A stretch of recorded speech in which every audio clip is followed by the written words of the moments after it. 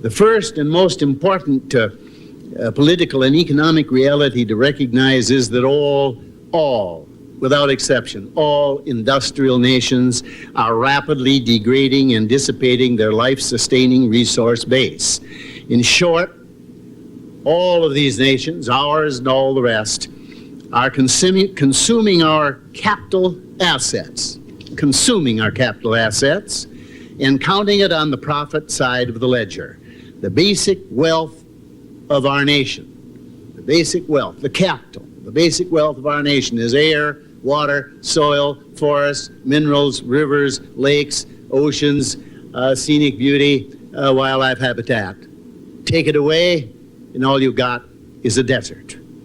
Perhaps the most sacred tenet of capitalism is that you do not consume capital to pay for current expenses. Yet, unwittingly, or perhaps witlessly, the captains of industry and the free market entrepreneurs have been depleting the nation's capital resource base for so long, they are unaware that they are sowing the seeds that will destroy the system.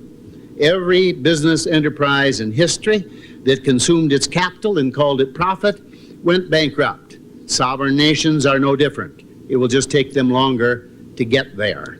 Ironically, the most devastating commentary on our forestry practices came from Vladimir Malaznikov, a Soviet ecologist and botanist, who visited Oregon with a group of 7 scientists in last October, 1990. They came to learn about America's forward-looking, professional forestry practices.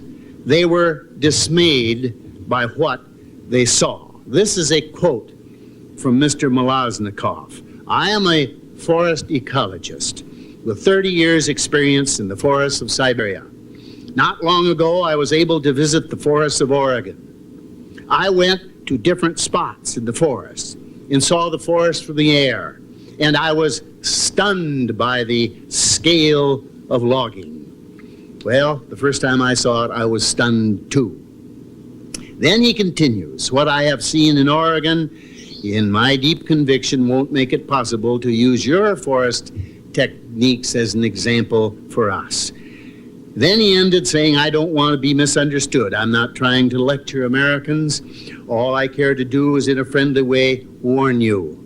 Don't repeat our mistakes. Tremendous natural resource use and planned transformations of nature has led our system to the point of ecological crisis. The crisis is apparent even in Siberia. And with this crisis, as undeniable consequences, have come economic crises as well."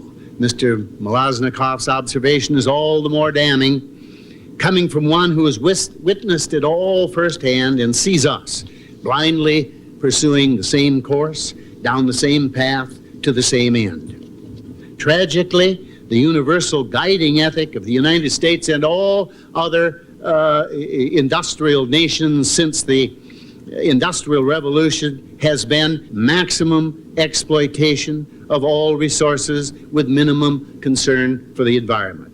This guiding ethic has been quite precisely described by a Japanese journalist who was asked by ecologist Paul Ehrlich why the Japanese whaling industry is busily exterminating the very source of its wealth. The answer was this: you are thinking of the whaling industry as an organization interested in maintaining whales. Actually, it is better viewed as a huge quantity of capital attempting to earn the highest possible return. If it can exterminate whales in 10 years and make a 15% profit, but it could only make 10% with a sustainable harvest, then it will exterminate them in 10 years. After that, the money will be moved to exterminate some other resource.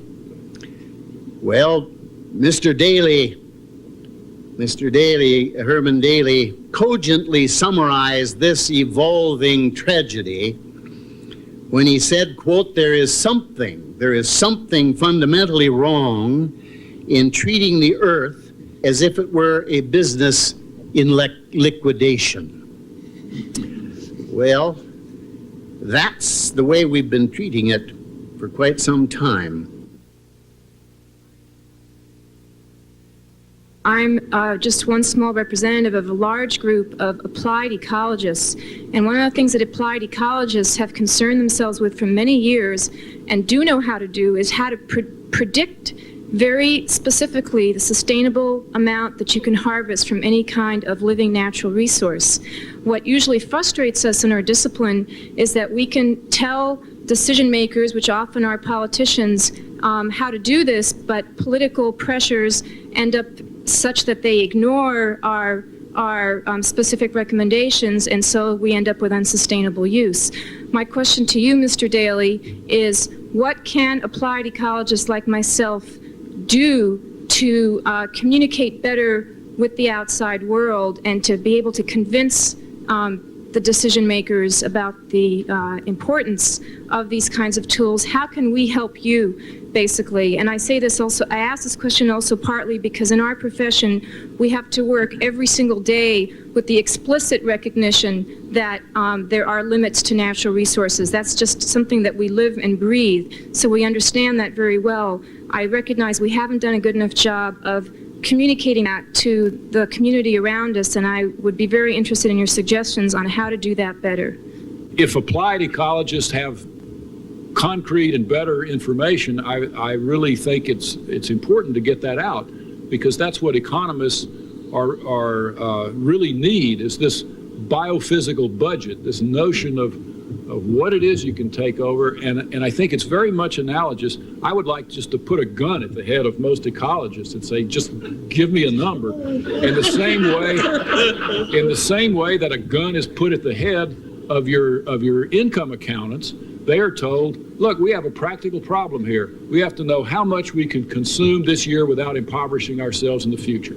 Now, there's all kinds of really difficult theoretical questions and philosophical notions that make that very difficult.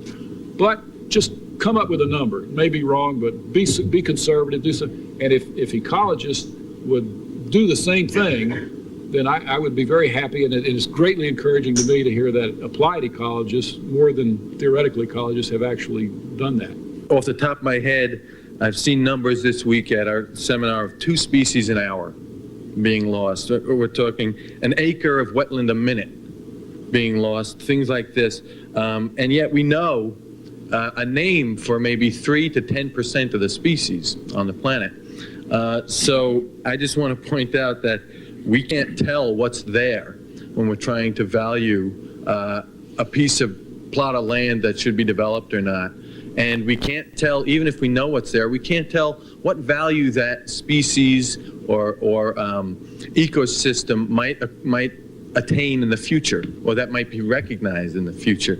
And I just want to point some of those things out, because underneath it all, given this rapid destruction, I think we have to rely, ecologists and hopefully economists, more even on the intuition that we have. And I think that's probably what underlies your attempt to come up with this index, is just to kind of give some kind of a voice or a number that the broader public can hear for an intuition, and rely more on something like Aldo Leopold's idea of just keeping all the pieces when we're tinkering. I've been trying to think of ways of operationalizing sustainability, and one has to do with what you might call accounting rules for calculating rates of return or income on projects.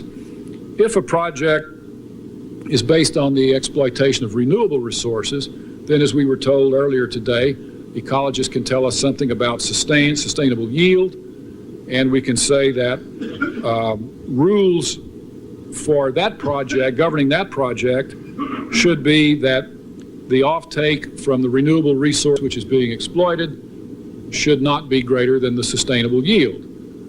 So harvest rates should be within the capacity for regeneration of the resource, and the waste emission rates of the project should be within the capacity of the local ecosystem to absorb and assimilate in natural biogeochemical cycles. So those rules ought to be imposed as kind of accounting rules at the project level.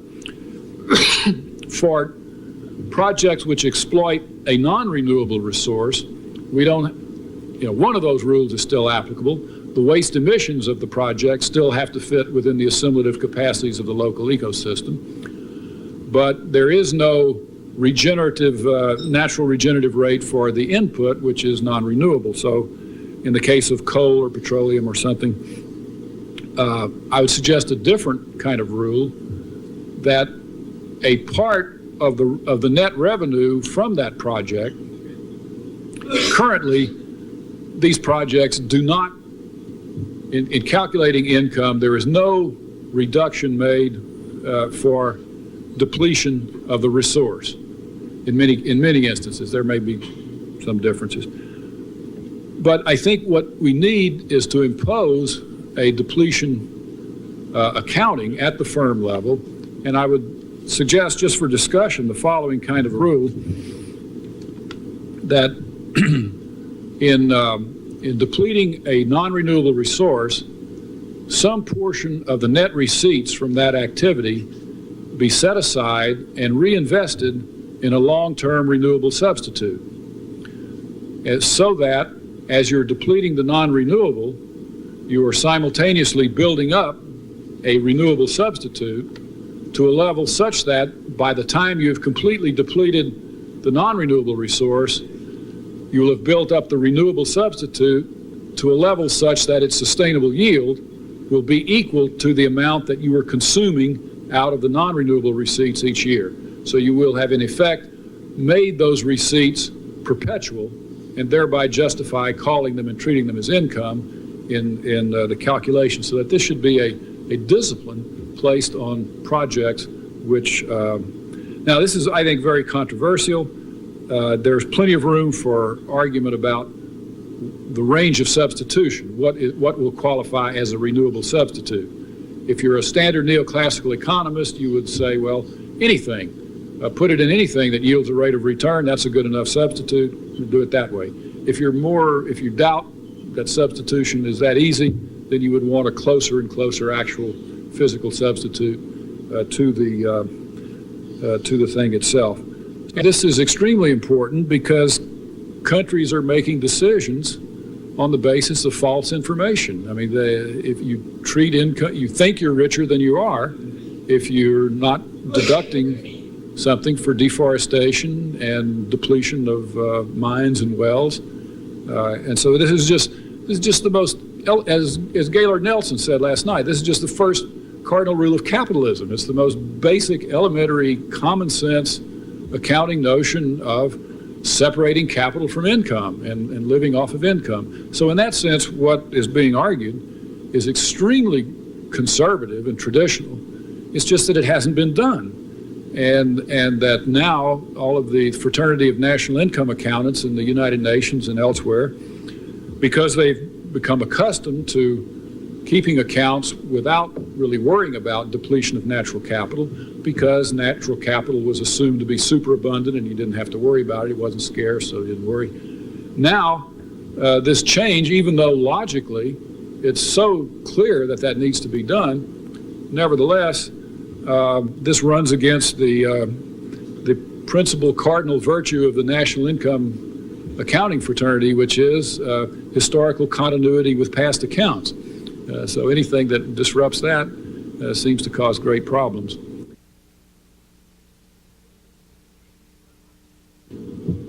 Amory and Hunter Lovins have given the lead in pointing out that more efficient use of energy could allow us to have all the end use we now have while reducing production.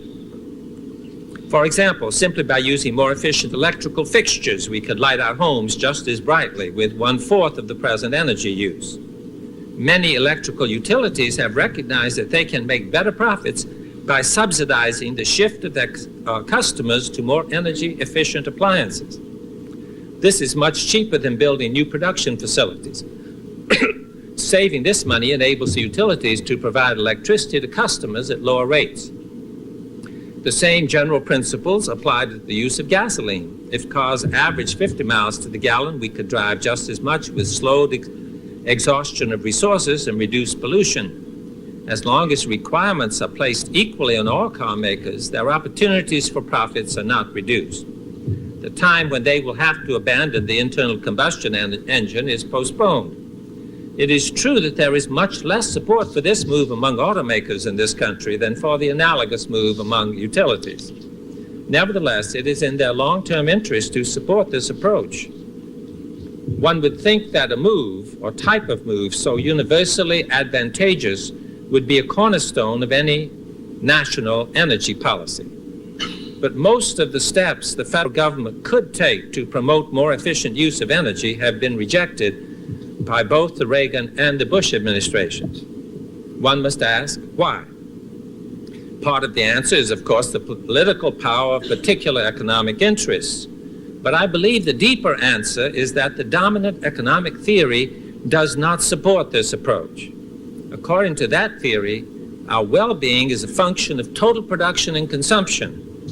To light our homes equally well with less electricity, or to drive our cars just as far with less gas, shows up as reduced production and consumption on the Economist charts. The Denver Post, April 7th, 1991, ran an article on this topic featuring the achievements of Amory and Hunter Lovins in persuading business that its interests lay in using energy more efficiently. The tone of the article was generally laudatory.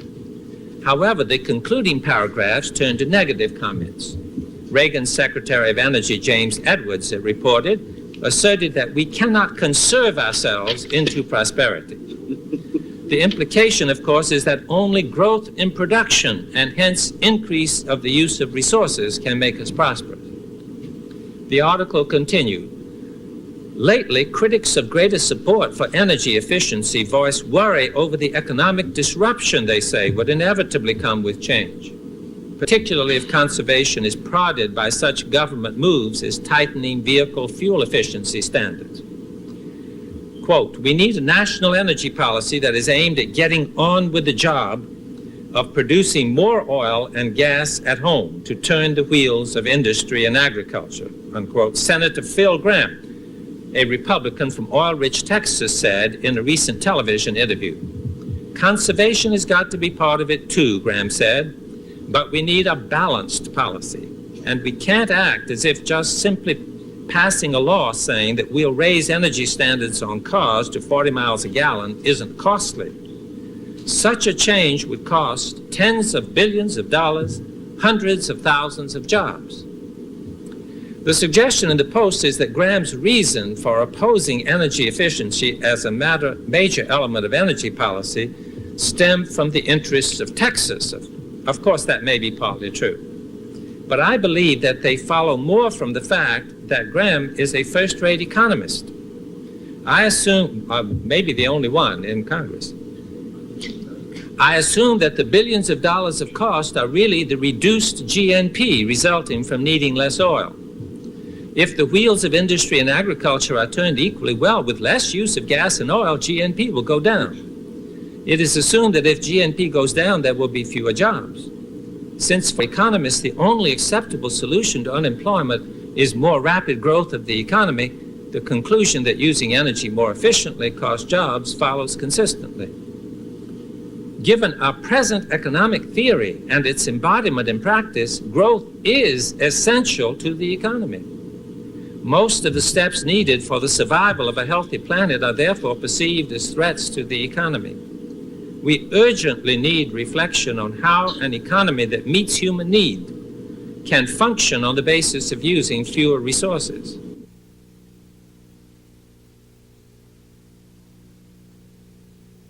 There are all kinds of studies which give you many, many different columns, all of which are supposed to be different ways of finding out how well a society is doing.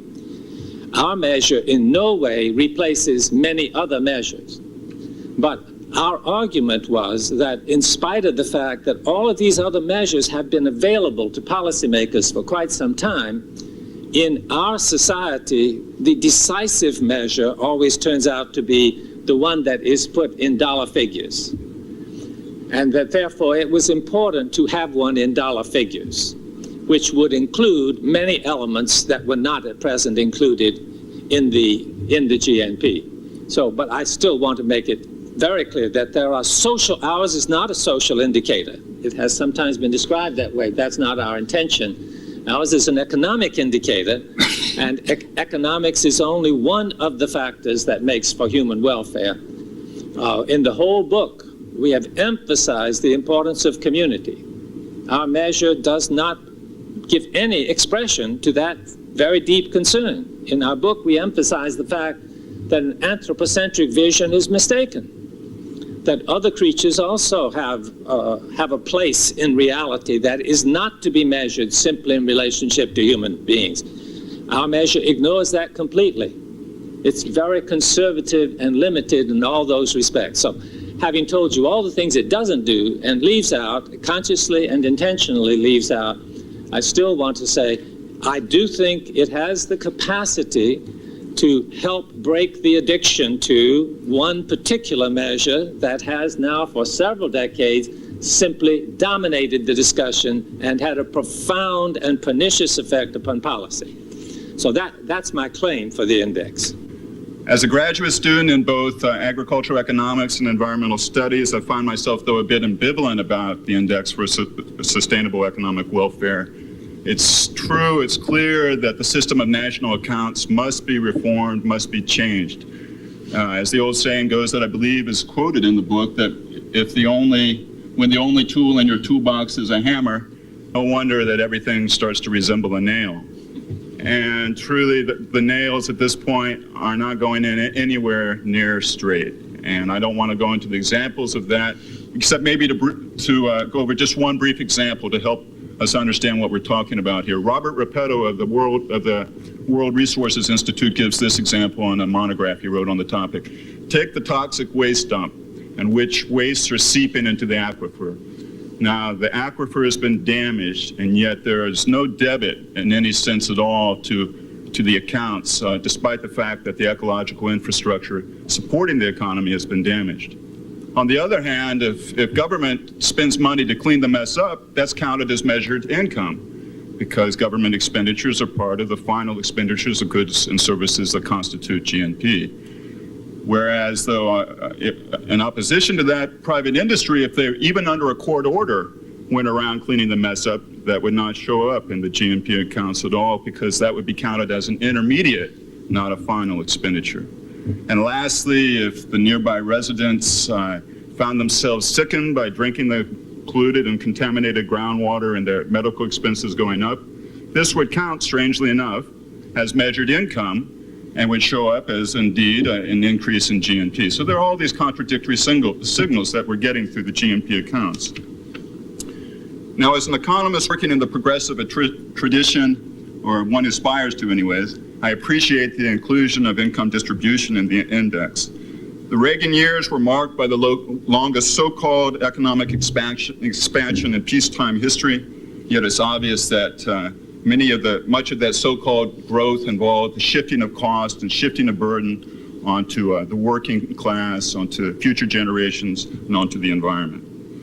I consider it particularly telling that the index reveals the tendency in GNP to mask the political and economic realities of our era, to say, and also the ecological realities that are mentioned. And these costs, as we discussed somewhat during this conference, are often shifted to the urban poor. We've indeed experienced growth in the last 10 years, but we have not experienced much in the way of development. And the type of jobs generated by this growth are in themselves suspect.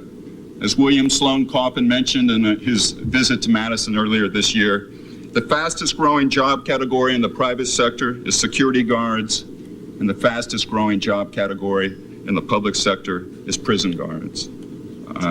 I find this very disturbing.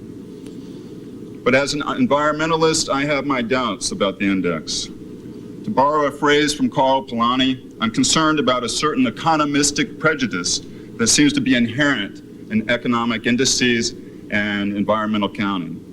And what do I mean here by an economistic prejudice? It seems to me that when we're dealing with the environment, we're dealing with multidimensional phenomena. And the permutational range of the millions of species on this planet, the environmental interrelationships between those species must amount to the billions or trillions. It's true that the natural order of ecosystems are stable on only a very complex states. For example, the Amazonian rainforest, the wetland marsh in northern Wisconsin, et cetera, et cetera. But when we try to manage these ecosystems, isn't it true that we often just simplify them into monocultures? I'd say by the same token, when we try to do environmental accounting, we end up compressing this complex multidimensional phenomena into a single point on a yardstick that's denominated in dollars. And as the Swedish environmental economist Peter Soderbaum has noted, approaches that reduce multidimensional complexity to one dimension, whether in money, utility, or points, may certainly simplify matters, but only at considerable cost in terms of relevance. What we're doing is, in a sense, adding to the problem, because these market values and these prices don't rise in a vacuum. They're influenced by the very nexus of norms, conventions, laws, customs, habits that constitute the very institutional arrangements we wish to challenge. And to quote another environmental economist, this time Richard Norgaard of Berkeley, if we use existing market values to aggregate environmental services, then our environmental indicators will necessarily incorporate the failures of the existing institutions we seek to correct. In reference to the metaphor of addiction, a person who has trouble smoking cigarettes realizes, he or she is not a dummy, that the smoke that they inhale will damage their health, that the smoke that they give out will damage the health of their friends and their family. And moreover, they're probably aware that the tobacco industry, the tobacco crop damages the land resources, depletes the soil resources, yet they continue smoking. Now, we're aware that our addiction to this consumeristic lifestyle is fundamentally damaging. We were warned of it in 1978 when Jimmy Carter said, hey, the energy crisis is the moral equivalent of war. Now, some people turn back their thermostats, put on another sweater, put on another blanket, but by and large, we ignored that warning so that we had to fight the literal equivalence of war at the loss of over 100,000 lives and ecological devastation in that part of the world. Seems to me that rather than playing into the addiction, we need to challenge. We need to go on, I don't know, a global 12-step program and kick the habit. I mean, we need to get off this addiction, and I don't think that using an environmental, an index that in a sense feeds the old way of looking at things is the way to do it. I would suggest that I think we're dealing with what's called bounded rationality here in the face of unbounded ecology. We're dealing with a big task, as Herman Daly introduced this session. Now, we don't really have an idea of how the economy and the environment interact. This is all very new. In fact, I don't think economists have much of an idea how the economy functions. They don't have much of a model of that. We're certainly nowhere near getting a handle on how environment and economy interact. But it's new. This type of systems work needs to be encouraged. My comments are not meant, despite the fact that they've been provocative, are not meant to undermine this index, but rather to suggest that it may not in fact be prudent to rely on one all-inclusive number derived by a single methodology, but to be pluralistic, to use several different indices. In the course of devising a new general ethos for society, new tools such as the index will arise, tools which will break through boundaries established by dated paradigms and outmoded means of analysis. There will be hammers, yes, in that toolbox, but there will also be saws, plumb lines, compasses, levels, etc., etc. Thank you, Professors Daly and Cobb, on the behalf of everyone here, for helping us add to our toolbox. Thank you.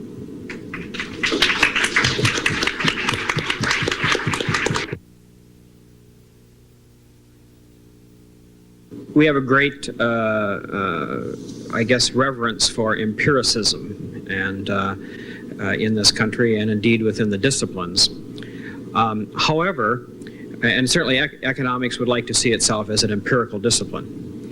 However, after so much of what we discussed today, the deductive aspect of economics comes across to me so dramatically. Axioms, modeling, unexamined assumptions, and so forth. I think there's a real kind of contradiction here, and it's a very curious and interesting one. And certainly it's one that I would think would be very embarrassing internally to a discipline that would like to see itself as empirical, and I'd be happy to have you comment on that. Second thing that I'd like to have you comment on is the whole issue of value. Insofar as economics wishes to model itself on, quote, hard science, I suppose it would like to be valueless. Now, if it's valueless, then it seems to me that it has no business making decisions about ends and about goals and so forth, and it becomes sort of an instrumental undertaking. It ought to be told what the goals are and ask, well, how do you get there technically? That would be one stance. Or if indeed it would claim that it has an interest in value, then it seems to me that we get into a whole discussion, the territory for an economist moves into a whole territory of values, of philosophy, and other matters which really are extra, which are really external to the functioning of the discipline. So I guess on these two levels, the empiricism and the value thing, I'd be curious as to what you might say. That was the great hope of the new discipline of econometrics, was that it would make economics now an empirical science, give it a much firmer foundation than the mere casual empiricism of the past. And so with great hoopla, econometrics became really important in the field. Maybe a little cynical, but I think the basic result is that no important theoretical difference really has been settled by econometrics. That different theoretical schools each have their own econometricians, which come up with their own interpretations and models and ways of looking at things which support that view. That may be a little bit cynical, but if I'm not correct in saying that no important economic theoretical dispute has been settled by econometrics, there exists an easy means of refutation, which is to point to one. So maybe there is, but I'll be eager to hear it. On the valueless and value-free, well, I don't know. Economics has just, I suppose, like so many social sciences and even the humanities now, it's just retreated from the whole question of ethics and values. And I suppose it's, as near as I could figure out, it's because of an unwillingness to kind of take fundamental responsibility for value judgments. It's much easier to count than to judge. And I just, I'm going to pass that one on to somebody else to comment on. I really don't, I'm distressed at this idea that science has to be value-free. Paul Ehrlich calls it physics envy, that economics just, everybody wants to be like physics, and so that's why you do it. And that seems real, it seems likely to me. But that's the fastest way to be considered within academia and academic economics departments now, to be unsound, is to show too much of an interest in values and ethics. And I just deplore that. What to say? It occurs to me that economics as it's practiced today is anything but value-free when we discuss the notion of self-interested behavior being part and parcel with economics as it's taught and practiced. It concerns me that economics education, K through 12, and then into the principles of micro and macro, presented in the terms of a kind of value-free, positivistic inquiry, is troubling, because that means generations of high school students and college students are being taught that self-interested behavior is, and by extension ought to be, the norm of market society. But that's not value-free. We know that's value-laden. And we saw what happened when the war in Vietnam ended, and a lot of the social activism that was attendant to that began to wane, and people then went on to their MBAs and their BMWs. And instead of showing up at the recycling center, they went to the tennis course. And I believe that this is a product of this emphasis upon individual self-interested behavior. And actually, we're running out of time, aren't we? Economics is beginning to resemble an intellectual parlor game, practiced and studied by the few, but boring and irrelevant to the many. People want a public discussion of values in face of the global environmental crisis that we're facing. And I think it also shows that to be, in this day and age, when so much is at stake, to be value-free is to become valueless. So if economics wants to have a voice in the policy debates of the future that come in terms of coming to grips with global environmental crisis, we need to abandon that myth of being value-free.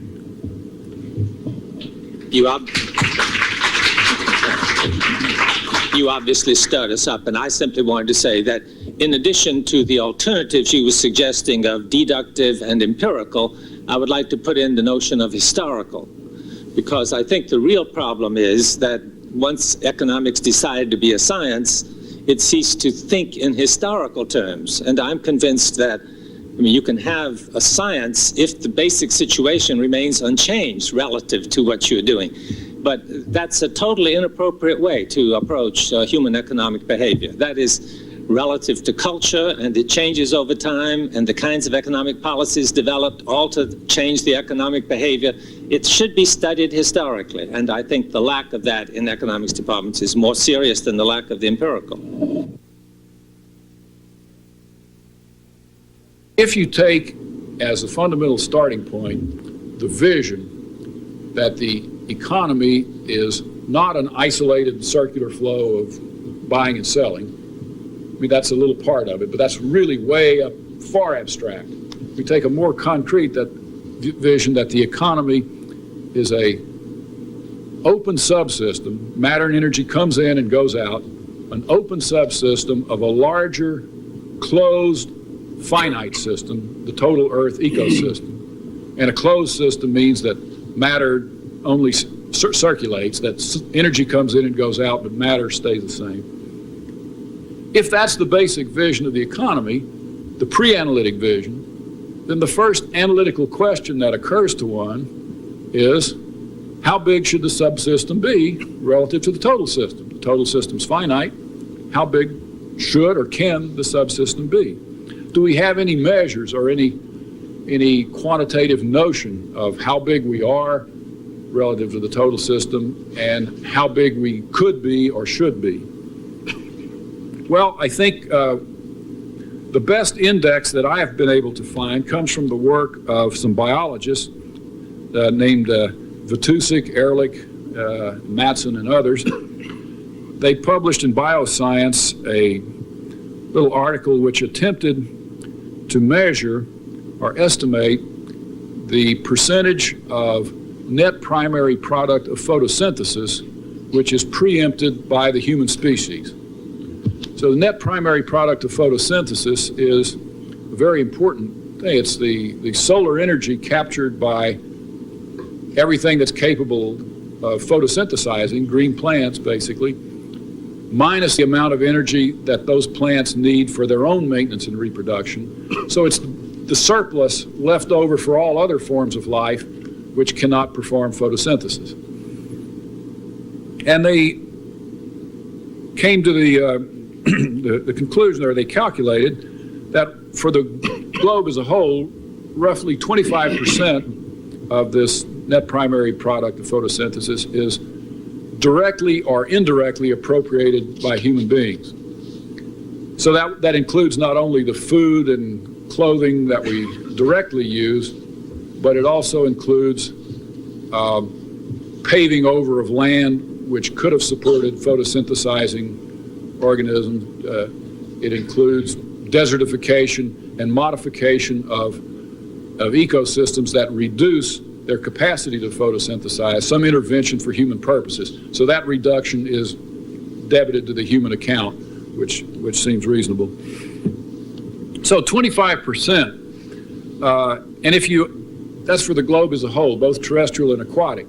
If you only look at terrestrial systems, then the figure rises to 40%. and terrestrial systems are a bit more relevant for us as terrestrial animals.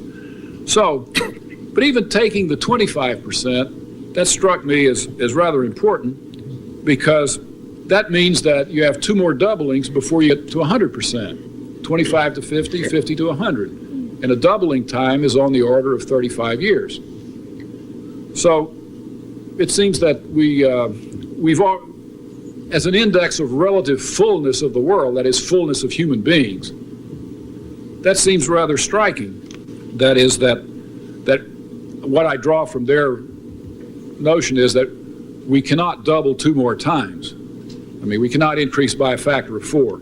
The present scale of the human economy will not increase by a factor of 4 in its physical dimensions without destroying the larger ecosystem. I mean, already there's plenty of evidence that we're destroying that system. Imagine a factor of 4. Well, I think beyond a certain scale in of the economy, growth, in its literal sense of physical expansion, begins to destroy more values than it creates, so that economic growth gives way to an era of anti-economic growth. That is, growth for which the extra costs are greater than the extra benefits, growth which makes us really poorer rather than richer. We're not used to thinking of growth as making us poorer, but certainly it does if it increases costs faster than it increases benefits. So the argument frequently made that we must grow more in order to be able to afford the cost of cleaning up, to be able to afford helping the poor, to be able to afford this and that. All of that presupposes the very answer to the issue under debate, namely, is growth really making us richer? Well, I think there's plenty of evidence that at the margin growth is not making us richer. It's reducing our capacities to solve all of these problems. And so we have to move back from that and stop talking about sustainable growth and green growth and all this other kind of growth, but recognize that if sustainable development means anything at all, it means development without growth, development which is qualitative improvement based on physical constancy and balance at some level, which is within the assimilative and regenerative capacities of the ecosystem. Fortunately, there are encouraging signs that we as a society are beginning to develop a conservation ethic that ultimately will flower into a powerful social, political, and economic force. The sooner, the better. If we're going to succeed in raising a conservation generation soon enough to have a significant impact on the future, we need to heavily emphasize education. Every state needs to do what the state of Wisconsin has done. That is, mandate environmental education K through 12. Wisconsin's program is being copied right now by a number of states, and it's an encouraging process.